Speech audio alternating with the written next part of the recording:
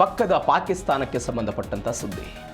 ನಾವು ಅನೇಕ ಬಾರಿ ನೋಡಿದ್ದೀವಿ, ಪಾಕಿಸ್ತಾನದ ಆರ್ಥಿಕತೆ ಕುಸಿದು ಹೋಗ್ತಾ ಇದೆ, ಪಾಕಿಸ್ತಾನ ಅಕ್ಷರಶಃ ಜರ್ಜರಿತವಾಗಿಬಿಟ್ಟಿದೆ ಅಂತ. ಆದರೆ ಇದೇ ಪಾಕಿಸ್ತಾನ ತನ್ನದ್ದೇ ಆಡಳಿತವನ್ನು ಹೊಂದಿರುವಂತಹ ಪಾಕ್ ಆಕ್ಯುಪೈಡ್ ಕಾಶ್ಮೀರ, ಪಾಕಿಸ್ತಾನದ್ದಲ್ಲ, ಅದು ಭಾರತದ್ದು, ಅದನ್ನು ಅವರು ವಶಪಡಿಸಿಕೊಂಡಿದ್ದಾರೆ, ಅದನ್ನು ವಾಪಸ್ ತೆಗೆದುಕೊಳ್ತೀವಿ ಅಂತ ಭಾರತ ಸರ್ಕಾರ ಅನೇಕ ಬಾರಿ ಹೇಳಿದೆ. ಆ ವಿಚಾರದ ಡೀಟೇಲ್ಸಿಗೆ ಬರ್ತೀನಿ. ಆದರೆ ಇದೇ ಪಾಕ್ ಆಕ್ಯುಪೈಡ್ ಕಾಶ್ಮೀರದಲ್ಲಿ ತನ್ನದೇ ಜನರ ಮೇಲೆ ಸ್ವತಃ ಪಾಕಿಸ್ತಾನದ ಸೈನ್ಯ ಕ್ರೂರವಾಗಿ ಮೆರೆದು ಬಿಟ್ಟಿದೆ. ಪ್ರತಿಭಟನೆ ಮಾಡ್ತಾ ಇದ್ದಂತಹ ಜನರ ಮೇಲೆ ದಾಳಿ ಮಾಡಿದರು. ದಾಳಿಯ ಪರಿಣಾಮವಾಗಿ 30 ಜನ ನರಮೇಧ ಆಗಿರುವಂತಹ ಘಟನೆ ಇದು. ಎಲ್ಲಿ? ಇದೇ ಪಾಕ್ ಆಕ್ಯುಪೈಡ್ ಕಾಶ್ಮೀರದಲ್ಲಿ. ಇದು ಮೊದಲ ಬಾರಿನ? ಸಾಧ್ಯ ಇಲ್ಲ. ಅನೇಕ ವರ್ಷಗಳಿಂದ ಪಾಕಿಸ್ತಾನದ ಇಸ್ಲಾಮಾಬಾದ್ ಸರ್ಕಾರದ ವಿರುದ್ಧ ಪಾಕ್ ಆಕ್ಯುಪೈಡ್ ಕಾಶ್ಮೀರದ ಜನ ಪ್ರತಿಭಟನೆ ಮಾಡ್ತಿದ್ದಾರೆ. ಅಲ್ಲಿಯ ಅಸಮಾನತೆಯ ಬಗ್ಗೆ ಧ್ವನಿಗಳನ್ನು ಎತ್ತಿದ್ದಾರೆ, ಪ್ರತಿಭಟನೆ ಮಾಡಿದ್ದಾರೆ. ನಾವು ಕೆಲವೊಂದಿಷ್ಟು ಜನ ಅಲ್ಲಿಯವರು ಮಾತ್ರ ನಾವು ಭಾರತಕ್ಕೆ ಸೇರ್ಪಡೆ ಆಗ್ತೀವಿ ಎನ್ನುವಂತಹ ನಿಟ್ಟಿನಲ್ಲೂ ಕೂಡ ಪೋಸ್ಟರ್ಗಳನ್ನು ಅಂಟಿಸಿದ್ದು ಕೂಡ ಇದೀಗ ಇತಿಹಾಸ. ಭಾರತಕ್ಕೆ ಸೇರ್ಪಡೆ ಆಗ್ತೀವಿ ಅಂತ. ಆ ಪರಿಪ್ರಮಾಣದಲ್ಲಿ ಅಸಮಾನತೆ ಪಾಕ್ ಆಕ್ಯುಪೈಡ್ ಕಾಶ್ಮೀರದಲ್ಲಿದೆ. ನೀವು ಪಾಕಿಸ್ತಾನದ ಪಂಜಾಬ್ ಪ್ರಾಂತ್ಯಕ್ಕೆ ಒಂದು ನ್ಯಾಯ ಅಂತೆ, ಅದೇ ಪಾಕ್ ಆಕ್ಯುಪೈಡ್ ಕಾಶ್ಮೀರದ ಜನರಿಗೆ ಒಂದು ನ್ಯಾಯ. ಇವರ ಮೇಲೆ ಏಕಾಏಕಿಯಾಗಿ ಗೋಧಿ ಹಿಟ್ಟಿನ ದರವನ್ನು ಏರಿಕೆ ಮಾಡುವುದು, ಇವರ ಮೇಲೆ ಏಕಾಏಕಿಯಾಗಿ ವಿದ್ಯುತ್ ದರವನ್ನು ಏರಿಕೆ ಮಾಡುವುದು. ವಿದ್ಯುತ್ ಉತ್ಪಾದನೆ ಆಗೋದು ಪಾಕ್ ಆಕ್ಯುಪೈಡ್ ಕಾಶ್ಮೀರದಲ್ಲಿ. ಆ ವಿದ್ಯುತ್ತನ್ನು ತೆಗೆದುಕೊಂಡು ಹೋಗಿ ಪಂಜಾಬ್ ಪ್ರಾಂತ್ಯದ ಜನರಿಗೆ ಕೊಡೋದು, ಅವರಿಗೆ ಕಡಿಮೆ ದರ. ವಿದ್ಯುತ್ ಉತ್ಪಾದನೆಗೆ ಏನು ಅವಕಾಶವನ್ನು ಮಾಡಿಕೊಟ್ಟಿದ್ರಲ್ಲ, ಆ ಪ್ರದೇಶದ ಜನರಿಗೆ ಅತ್ಯಧಿಕ ದುಬಾರಿಯ ವಿದ್ಯುತ್ತನ್ನು ಪಾಕಿಸ್ತಾನ ಸರ್ಕಾರ ಕೊಡ್ತಾ ಇದೆ. ಹಾಗಾದರೆ ಯಾಕೆ ಅಸಮಾಧಾನತೆ, ಯಾಕೆ ಅಸಮಾನತೆ? ಯಾವ ಕಾರಣಕ್ಕಾಗಿ ಇದರ ಮೇಲೆ ಹತೋಟಿ ಹೇರುವ ಪ್ರಯತ್ನ? ಇದಕ್ಕಾಗಿಯೇ ಪ್ರತ್ಯೇಕ ಶಾಸಕಾಂಗ ಇದೆ, ಇದಕ್ಕಾಗಿಯೇ ಪ್ರತ್ಯೇಕ ಪ್ರಧಾನಿಗಳಿದ್ದಾರೆ, ಇದಕ್ಕಾಗಿಯೇ ಅನೇಕ ಜನ ಶಾಸಕರುಗಳು ಎಲ್ಲರೂ ಇದ್ದಾಗಲೂ ಕೂಡ ಯಾಕೆ ಪಾಕಿಸ್ತಾನ ಇದರ ಮೇಲೆ ನಿಯಂತ್ರಣ? ಇದೀಗ ಅಂಥದ್ದೇ ಒಂದು ದಾಳಿಯನ್ನು ಪಾಕಿಸ್ತಾನದ ಸೈನಿಕರು ಮಾಡಿದ್ದಾರೆ, 30 ಜನ ಬಲಿಯಾಗಿದ್ದಾರೆ. ಏನಿದೆ ಘಟನೆ, ಯಾಕಾಯಿತು? ಡೀಟೇಲ್ಸ್ ನೋಡೋಣ. ಪಾಕ್ನಲ್ಲಿ ಅಂದರೆ POKಯಲ್ಲಿ ಪಾಕ್ ಅಟ್ಟಹಾಸಕ್ಕೆ 30 ಜನ ಬಲಿಯಾಗಿರೋದು. ಪಾಕ್ ಆಕ್ರಮಿತ ಕಾಶ್ಮೀರದ ರಾವಲ್ಕೋಟ್ನಲ್ಲಿ ಒಂದು ನರಮೇಧದ ಘಟನೆ ಇದು. ನರಮೇಧದ ಘಟನೆ. ಪ್ರತಿಭಟನಾಕಾರ ಮೇಲೆ ಪಾಕಿಸ್ತಾನ ಸೈನ್ಯ ಭೀಕರ ಗುಂಡಿನ ದಾಳಿ ನಡೆಸಿತು. ಅಮಾಯಕ ನಾಗರಿಕರೆಲ್ಲ ಮೃತಪಟ್ಟು 200ಕ್ಕೂ ಅಧಿಕ ಜನ ಗಾಯಗೊಂಡಿದ್ದಾರೆ. ನೀವು ನೋಡಿ, ಜನ ಪ್ರತಿಭಟನೆ ಮಾಡ್ತಾ ಇದ್ರು. ಯಾವ ಕಾರಣಕ್ಕಾಗಿ? ಅವರ ಬೇಡಿಕೆಗಳ ಅನೇಕ ಇತ್ತು. ಒಂದು ದರ ಏರಿಕೆ ಆಗ್ತಾ ಇದೆ, ವಿದ್ಯುತ್ ದರ ಏರಿಕೆ ಆಗ್ತಾ ಇದೆ, ನಮಗೆ ಅಸಮಾನತೆ ಆಗ್ತಾ ಇದೆ ಅಂತ ಈ ಎಲ್ಲ ಕಾರಣಕ್ಕಾಗಿ ಅವರು ಪ್ರತಿಭಟನೆ ಮಾಡ್ತಾ ಇದ್ರು. ಈ ಪ್ರತಿಭಟನೆಯ ಸಮಯದಲ್ಲಿ ದಾಳಿ ಆಯಿತು, 30 ಜನ ಮೃತಪಟ್ಟರು, 200 ಜನಕ್ಕೆ ಗಾಯಗಳಾಗಿದೆ. ಆಹಾರದ ಕೊರತೆ ಇದೆ, ವಿದ್ಯುತ್ ಬೆಲೆ ಏರಿಕೆ ಆಗ್ತಾ ಇದೆ, ರಾಜಕೀಯ ಹಕ್ಕುಗಳನ್ನು ನಿರಾಕರಣೆ ಮಾಡಲಾಗ್ತಾ ಇದೆ ಅಂತ ಅಲ್ಲಿ ಒಂದು ರಾಜಕೀಯ ಪಾರ್ಟಿ, ಜಂಟಿ ಅವಾಮಿ ಆಕ್ಷನ್ ಕಮಿಟಿ ಅಂತ, JAAC ಅಂತ, ಈ ರಾಜಕೀಯ ಪಾರ್ಟಿ ಜೂನ್ 9ನೇ ತಾರೀಕಿಗೆ ನಾವು ಹೋರಾಟ ಮಾಡ್ತೀವಿ ಅಂತ ಕರೆ ಕೊಡ್ತು. ಇದರ ಬೆನ್ನಲ್ಲೇ ಪಾಕಿಸ್ತಾನ ಸರ್ಕಾರ ಅಲರ್ಟ್ ಆಯಿತು. ಏನಂತ? ಅವಾಗ ಅವರು ಒಂದು ಕ್ರಮ ತೆಗೆದುಕೊಂಡ್ರು. ಈ ಸಂಘಟನೆ ಭಯೋತ್ಪಾದನೆಯಲ್ಲಿ ತೊಡಗಿದೆ ಅಂತೇಳಿ ಭಯೋತ್ಪಾದಕ ನಿರೋಧಕ ಕಾಯ್ದೆ ಅಡಿಯಲ್ಲಿ ಈ ಪಾರ್ಟಿಯನ್ನು ಅವರು ನಿಷೇಧ ಮಾಡಿದರು. ಈ ಯಾವಾಗ ನಿಷೇಧ ಆಯಿತು ಅಂತ ಹೇಳಿದ್ರೆ ರಾವಲ್ಕೋಟ್ ನಗರದಲ್ಲಿ ಘರ್ಷಣೆ ಆಗೋದಕ್ಕೆ ಶುರುವಾಯಿತು. ಈ ಬೆಳವಣಿಗೆಲ್ಲ ದೃಶ್ಯದಲ್ಲಿ ನೀವು ನೋಡ್ತಾ ಇದ್ದೀರಿ. ಈ ಘರ್ಷಣೆ ಆಗೋದಕ್ಕೆ ಶುರುವಾದ ನಂತರ ಒಬ್ಬ ವರ್ತಕರ ಘಟನೆಯಲ್ಲಿ ಮೃತಪಟ್ಟು ಬಿಡ್ತಾರೆ. ಅವರು ಸಾಮಾಜಿಕ ಹೋರಾಟಗಾರರು ಹೌದು, ಒಂದು ಬಿಸ್ನೆಸ್ ಕೂಡ ಇತ್ತು, ವರ್ತಕರು ಕೂಡ ಆಗಿದ್ರು ಅವರು. ಆ ವ್ಯಕ್ತಿ ಮೃತಪಟ್ಟ ನಂತರ ಅವರ ಶವವನ್ನು ಸ್ಥಳೀಯ ಒಂದು ಆಸ್ಪತ್ರೆಯಲ್ಲಿ ಇಡಲಾಗಿತ್ತು. ಅಲ್ಲಿಯ ಜನ ಹೋದ್ರು. ಅಲ್ಲಿಗೆ ಹೋದ ತಕ್ಷಣ ಏನಾಯಿತು ಅಂತ ಹೇಳಿದರೆ ನೀವು ದೃಶ್ಯದಲ್ಲಿ ನೋಡ್ತಾ ಇದ್ರಿ. ಜನ ಹೋದರು. ಈ ಪಾಕಿಸ್ತಾನ ಸರ್ಕಾರ ಏನು ಹೇಳ್ತಾ ಇದೆ, ಇವರು ಪೆಟ್ರೋಲ್ ಬಾಂಬ್ಗಳನ್ನು ಬಳಕೆ ಮಾಡಿದ್ರು, ಕಲ್ಲು ತೂರಾಟ ಮಾಡಿದ್ರು ಅಂತ. ಇದು ಶುದ್ಧ ಸುಳ್ಳು. ಜನ ಯಾವ ಕಾರಣಕ್ಕಾಗಿ ಹೋಗಿದ್ರು ಅಂತ ಹೇಳಿದ್ರೆ, ಆ ಮೃತಪಟ್ಟಿದ್ದಂತಹ ವ್ಯಕ್ತಿಯ ಎದುರುಗಡೆ ಅವರ ಸಂಬಂಧಿಕರಿದ್ದರು. ಅವರ ಅಂತಿಮ ಸಂಸ್ಕಾರದಲ್ಲಿ ಭಾಗವಹಿಸುವುದಕ್ಕೆ ಅನೇಕ ಜನ ಹೋಗಿದ್ರು. ಏಕಾಏಕಿ ಏನು ಮಾಡಿದ್ರು ಅಂತ ಹೇಳಿದ್ರೆ, ನಮ್ಮ ಮೇಲೆ ಇವರು ದಾಳಿ ಮಾಡ್ತಾರೆ ಅಂತ ಪಾಕಿಸ್ತಾನದ ಸೈನ್ಯ ಏನಿತ್ತು ಏಕಾಏಕಿಯಾಗಿ ದಾಳಿ ಮಾಡಿದ್ರು. ನರಮೇಧ 30 ಜನ ಘಟನೆಯಲ್ಲಿ ಮೃತಪಟ್ಟರು. ಹೀಗಾಗಿ ಈ ಬೆಳವಣಿಗೆಗಳೆಲ್ಲ ಆಯಿತು. ಈ ಎಲ್ಲ ಪ್ರತಿಭಟನೆಗಳು, ಈ ಹೋರಾಟವನ್ನು ಹತ್ತಿಕ್ಕೋದಕ್ಕೆ ಪಾಕಿಸ್ತಾನ ಸರ್ಕಾರ ಏನು ಮಾಡಿತು, POKಯಲ್ಲಿ ಆಗ್ತಾ ಇರುವಂಥ ಬೆಳವಣಿಗೆ ಯಾವುದೇ ಕಾರಣಕ್ಕೂ ಜಗತ್ತಿಗೆ ಗೊತ್ತಾಗಬಾರ್ದು. ಇಂಟರ್ನೆಟ್ ಬಳಕೆ ಬಂದಾಯಿತು, ಸೋಷಿಯಲ್ ಮೀಡಿಯಾಗಳ ಬಂದಾಯಿತು. ಯಾವುದೇ ಕಾರಣಕ್ಕೂ ಈ ಮಾಹಿತಿ ಜಗತ್ತಿಗೆ ಗೊತ್ತಾಗಬಾರ್ದು ಅಂತ ಇದರ ಬೆಳವಣಿಗೆ ಆದ ನಂತರ ಏನಾಯಿತು ಅಂತ ಹೇಳಿದರೆ, ಎಲ್ಲ ಘಟನೆಗಳಿಗೂ ಸಾಕ್ಷಿಯಾಗಿದ್ದನ್ನು ನೀವು ದೃಶ್ಯದಲ್ಲಿ ನೋಡ್ತಾ ಇದ್ದೀರಿ. ಎಸ್, ನೀವು ದೃಶ್ಯದಲ್ಲಿ ಇದನ್ನೆಲ್ಲ ಗಮನಿಸ್ತಾ ಇದ್ದೀರಿ. POKಗೆ ಬೆಂಕಿ ಬಿದ್ದಿರುವಂತಹ ಕಾರಣ ಇದು ಮೊದಲ ಅಂತೇನಲ್ಲ. 2023ರಲ್ಲಿ ನಾನು ಆವಾಗಲೇ ಹೇಳಿದಾಗೆ JAAC ಎನ್ನುವಂತಹ ಈ ಒಂದು ಪಾರ್ಟಿ ಇತ್ತಲ್ಲ, ಜಂಟಿ ಅವಾಮಿ ಆಕ್ಷನ್ ಕಮಿಟಿ ಎನ್ನುವಂತಹ ಒಂದು ಪಾರ್ಟಿ ಇತ್ತಲ್ಲ, 2023ರಲ್ಲಿ ವಿದ್ಯುತ್ ಬೆಲೆ ಏರಿಕೆಯನ್ನು ಖಂಡಿಸಿ ಹೋರಾಟ ಮಾಡಿದ್ರು. ಅವತ್ತು ಕೂಡ ಸಾವಿರಾರು ಜನರನ್ನು ತೆಗೆದುಕೊಂಡು ಹೋಗಿ ಪಾಕಿಸ್ತಾನ ಸರ್ಕಾರ ಜೈಲಿಗಟ್ಟಿತ್ತು. ಸರ್ಕಾರದ ವಿರುದ್ಧ ಪ್ರತಿಭಟನೆ ಮಾಡಬಾರ್ದ? ಅಸಮಾನತೆ ಆಗ್ತಾ ಇದೆ ಅನ್ನೋದನ್ನು ಸಹಿಸಿಕೊಂಡು ಇರೋದಕ್ಕೆ ಸಾಧ್ಯ ಇದೆಯಾ? ಸಾಧ್ಯ ಇಲ್ಲ. ಪ್ರತಿಭಟನೆ ಮಾಡಿದ್ರು, ಜೈಲಿಗೆ ಹಾಕಿದ್ರು. 2024ರಲ್ಲಿ ಗೋಧಿ ಹಿಟ್ಟಿನ ದರ ಏರಿಕೆ ಆಯಿತು, ವಿದ್ಯುತ್ ದರ ಏರಿಕೆ ವಿರುದ್ಧ ಸ್ಟ್ರೈಕ್ ಆಯಿತು. ಏಕಾಏಕಿಯಾಗಿ ಇವರು ಬಂದರು, ಶೂಟೌಟ್ ಮಾಡಿದ್ರು, 4 ಜನ ಘಟನೆಯಲ್ಲಿ ಮೃತಪಟ್ಟರು 2023-24. ಅದಾದ ನಂತರ ಇಲ್ಲಿ ಹೆಂಗೆ ಪರಿಸ್ಥಿತಿ ಇದೆ ಅಂತ ಹೇಳಿದ್ರೆ, ಯಾವುದೇ ಕಾರಣಕ್ಕೂ ಪಾಕಿಸ್ತಾನದ ಸರ್ಕಾರದ ವಿರುದ್ಧ ಪ್ರತಿಭಟನೆ ಮಾಡಬಾರದು ಅನ್ನೋ ಕಾರಣಕ್ಕಾಗಿ ಪಾಕಿಸ್ತಾನ ಸರ್ಕಾರ ಏನು ಮಾಡುತ್ತೆ, ಪ್ರತಿಭಟನೆಗೆ ಅವಕಾಶ ಕೊಡಲ್ಲ.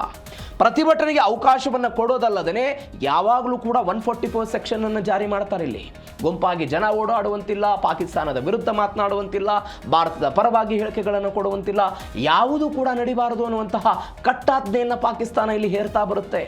ಇದರ ವಿರುದ್ಧವಾಗಿ ಅಲ್ಲಿ ಜ್ವಾಲೆ ಉಗಮವಾಗಿ ಇಂಥದ್ದೊಂದು ಹೋರಾಟಗಳಿಗೆ POK ಸಾಕ್ಷಿ ಆಗ್ತಾ ಇರೋದು. 2024ರ ಮೇನಲ್ಲಿ ರಾವಲ್ಕೋಟ್ ಮತ್ತು ಬೇರೆ ಕಡೆಗಳೆಲ್ಲವೂ ಕೂಡ ಒಂದು ಪ್ರತಿಭಟನೆ ಶುರುವಾಯಿತು, ಪೋಸ್ಟರ್ಗಳ ಹಾವಳಿಗಳು ಶುರುವಾಯಿತು. ಆ ಪೋಸ್ಟರ್ಗಳಲ್ಲಿ ಏನು ಬರೆಯಲಾಗಿತ್ತು ಅಂತ ಹೇಳಿದ್ರೆ, ಅವರು ಹೇಳಿದರು, ನಮಗೆ POKಯನ್ನು ಭಾರತದೊಂದಿಗೆ ವಿಲೀನ ಬೇಕು, ಭಾರತದೊಂದಿಗೆ ವಿಲೀನ ಮಾಡಬೇಕು ಅಂತ ಅಲ್ಲಿ ಅನೇಕ ಮಹಿಳೆಯರು, ಸಾರ್ವಜನಿಕರು ಎಲ್ಲರೂ ಕೂಡ ಪೋಸ್ಟರ್ಗಳನ್ನು ಅಂಟಿಸೋದಕ್ಕೆ ಶುರು ಮಾಡಿದರು. ಇದು ಕೂಡ ಪಾಕಿಸ್ತಾನಕ್ಕೆ ಏನಾಯಿತು ಅಂತ ಹೇಳಿದ್ರೆ, ಮತ್ತಷ್ಟು ಈ ಉರಿಯುವ ಬೆಂಕಿಯಲ್ಲಿ ತುಪ್ಪ ಸುರೋದು ಅಂತ ಹೇಳ್ತಾರಲ್ಲ, ಅದೇ ರೀತಿ ಆಗ್ಬಿಡುತ್ತೆ. ಯಾವ ಕಾರಣಕ್ಕಾಗಿ ಅಂತ ಹೇಳಿದ್ರೆ, ಪಾಕಿಸ್ತಾನದಲ್ಲಿ ಆಗ್ತಾ ಇರುವಂತಹ ಅರಾಜಕತೆ. ತನ್ನದೇ ದೇಶದ ಜನರಿಗೆ ಹಿಟ್ಟು ಕೊಡೋದಕ್ಕೆ ಸಾಧ್ಯ ಇಲ್ಲದಂತಹ ದೇಶ POK ಜನರಿಗೆ ಏನು ಸೌಲಭ್ಯಗಳನ್ನು ಕೊಡ್ತಾರೋ ದೃಶ್ಯದಲ್ಲಿ ನೋಡ್ತಾ ಇದ್ದೀರಿ ನೀವು.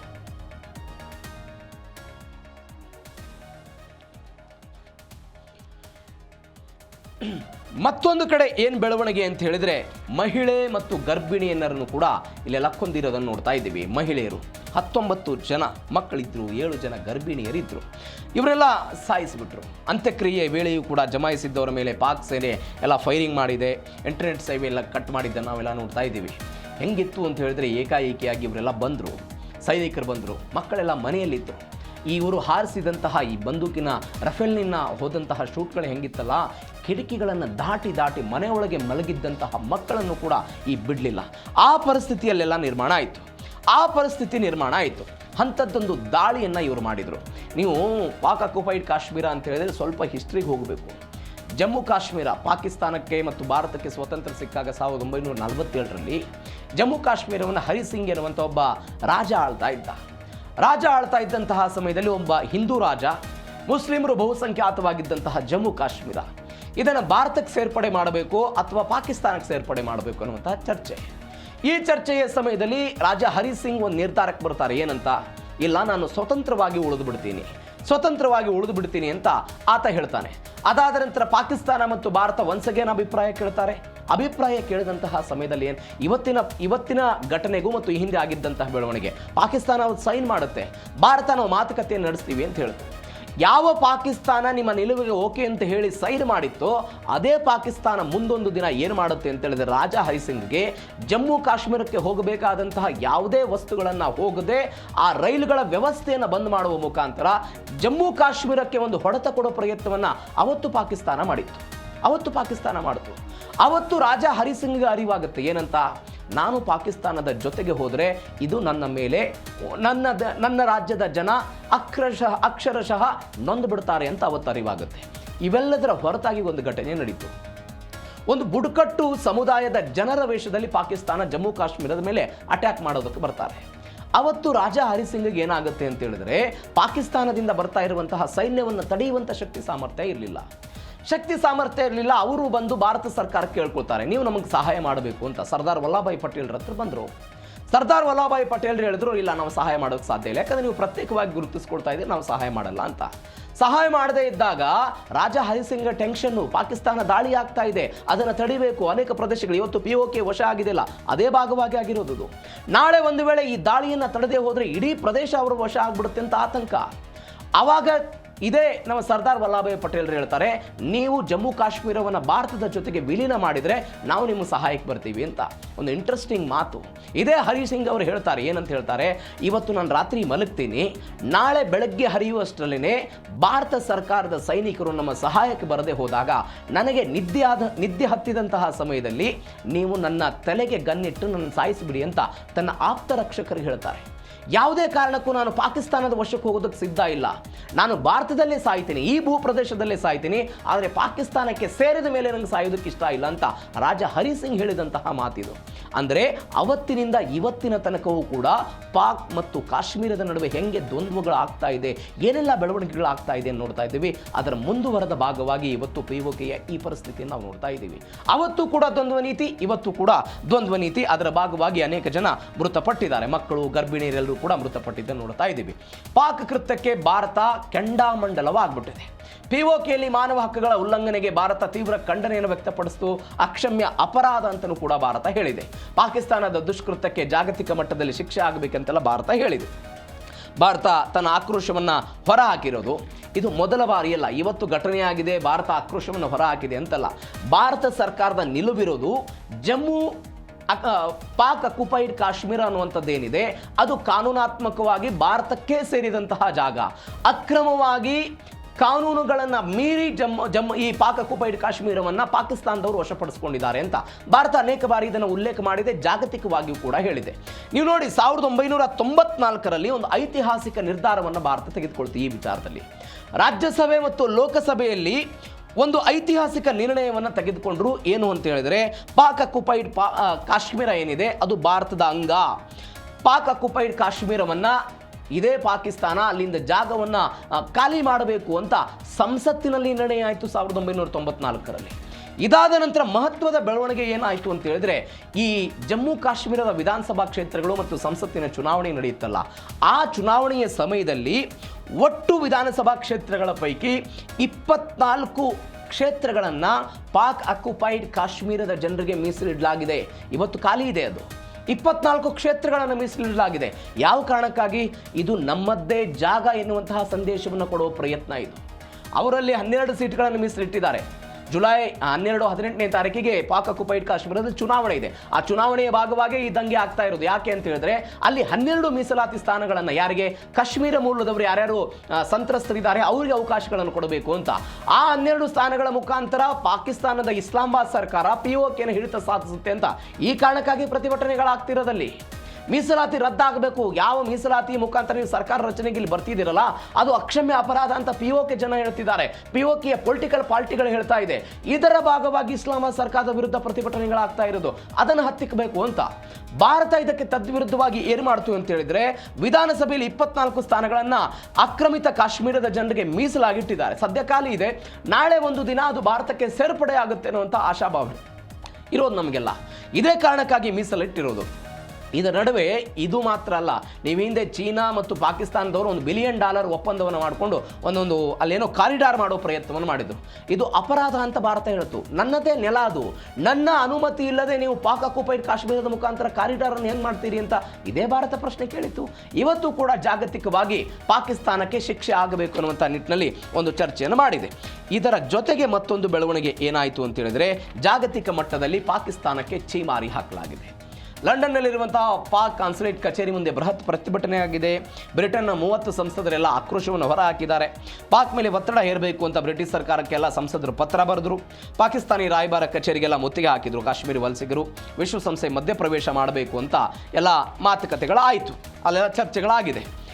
ಬ್ರಿಟನ್ ಸಂಸತ್ನಲ್ಲಿ ಪಾಕ್ ಈ ಆಕ್ರಮಣ ಆಯ್ತಲ್ಲ ಅದರ ವಿರುದ್ಧ ಇದೊಂದು ಅನಾಗರಿಕ ಮತ್ತು ಕ್ರೌರ್ಯ ಕೃತ್ಯ ಅಂತೆಲ್ಲ ಹೇಳಲಾಯಿತು. ಮಾನವ ಹಕ್ಕುಗಳ ಸಂಘಟನೆಗಳು ಕೂಡ ಇದೊಂದು ಯುದ್ಧಕ್ಕೆ ಸಮಾನವಾದಂತಹ ಅಕ್ಷಮ್ಯ ಅಪರಾಧ, ಇದು ಘೋರ ಯುದ್ಧ ಅಂತೆಲ್ಲ ಹೇಳಿದರು. ಲಂಡನ್ ಅಲ್ಲೆಲ್ಲ ಕಾಶ್ಮೀರಿಗಳೆಲ್ಲ ಪ್ರತಿಭಟನೆ ಮಾಡಿದರು, ಸ್ಟ್ರೈಕ್ ಮಾಡಿದರು. ಜಾಗತಿಕವಾಗಿ ಅನೇಕ ದೇಶಗಳೆಲ್ಲ ಇದರ ವಿರುದ್ಧ ಕಿಡಿಯನ್ನು ಕಾರಿದ್ದಾರೆ. ಮತ್ತೊಂದು ಬೆಳವಣಿಗೆ ಏನಾಯಿತು ಅಂತ ಹೇಳಿದರೆ, ಇದೇ ವಿಚಾರದಲ್ಲಿ ಪಾಕಿಸ್ತಾನದ ಹತಾಶೆಯ ಆಟ, ಅಕ್ಷರಶಃ ಹತಾಶೆಯ ಆಟ ಇದು. ನಾನು ಮೊದಲೇ ಉಲ್ಲೇಖ ಮಾಡಿದ ಹಾಗೆ ಪಾಕಿಸ್ತಾನದಲ್ಲಿ ಅವರದ್ದೇ ದೇಶದ ಜನರಿಗೆ ಕುಡಿಯೋದಕ್ಕೆ ನೀರು, ಸಿಂಧೂ ನದಿಯನ್ನು ನಾವು ಆಪರೇಷನ್ ಸಿಂಧೂರದ ಸಮಯದಲ್ಲಿ ಸಿಂಧೂ ನದಿ ನೀರು ಹೋಗೋದೇ ಆ ಒಪ್ಪಂದವನ್ನು ಕಡಿತ ಮಾಡಿದ್ವಲ್ಲ, ಏನಾಯಿತು ಪಾಕಿಸ್ತಾನದ ಪರಿಸ್ಥಿತಿ? ಅವತ್ತು ಕೂಡ ಕುಡಿಯುವ ನೀರಿಗೆ, ಕೃಷಿ ಬೆಳೆಗೆ ವಿಲವಿಲ ಅಂತ ಒದ್ದಾಡಿದ್ರು. ಇವತ್ತು ಅದೇ ಪರಿಸ್ಥಿತಿ. ಇದೀಗ ಹತಾಶೆಯ ಆಟವನ್ನು ಆಡ್ತಾ ಇದೆ. ಪಿಒಕೆ ಜನರ ಆಕ್ರೋಶವನ್ನು ಹತ್ತಿಕ್ಕೋದಕ್ಕೆ ಸೇನೆಯಿಂದ ದಮನಕಾರಿ ನೀತಿ, ನಾಗರಿಕರು ಬಂದೂಕು, ಪೆಟ್ರೋಲ್ ಬಾಂಬ್ ಎಲ್ಲ ಬಳಸಿದ್ರು ಅಂತೆಲ್ಲ ಪಾಕ್ ಸುಳ್ಳು ಹೇಳಿತು. ತನಿಖೆ ತಡೆಯೋದಕ್ಕೆ ಮೊಬೈಲ್, ಇಂಟರ್ನೆಟ್ ಎಲ್ಲ ಸ್ಟಾಪ್ ಮಾಡಿದ್ರು. ಮುಜಾಫರಾಬಾದ್, ಮಿರ್ಪುರ್, ಗಿಲ್ಗಿಟ್ಗೆಲ್ಲ ಜನಾಕ್ರೋಶ ಎಲ್ಲ ಹರಡಿತು. ಅದಾದ ನಂತರ ಆಂತರಿಕ ಗೃಹ ಯುದ್ಧದ ಭೀತಿಯಲ್ಲಿ ನೆರೆ ರಾಷ್ಟ್ರ ಅಕ್ಷರಶಃ ನಡುಗ್ತಾ ಇದೆ. ಇದು ಪಿಒಕೆ ಜನರನ್ನು ಹತ್ತಿಕ್ಕೋದಕ್ಕೆ ಪಾಕಿಸ್ತಾನ ಪಡ್ತಾ ಇರುವಂತಹ ಒಂದು ಪ್ರಯತ್ನ.